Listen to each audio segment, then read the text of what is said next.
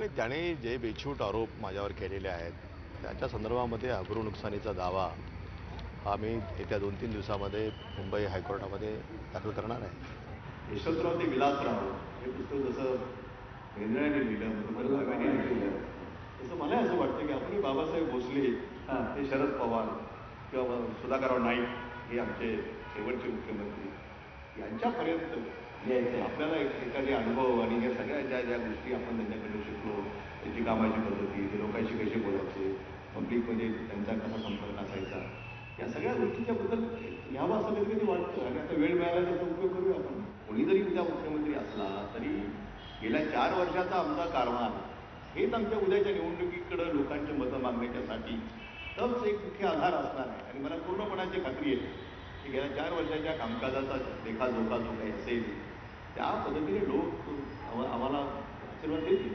एक खंत मात्र नक्की, कारण 2 वेळा मी राज्याचा मुख्यमंत्री राहिलो, परंतु दोन्ही वेळा मला निवडणुकीचं नेतृत्व करता आलं नाही.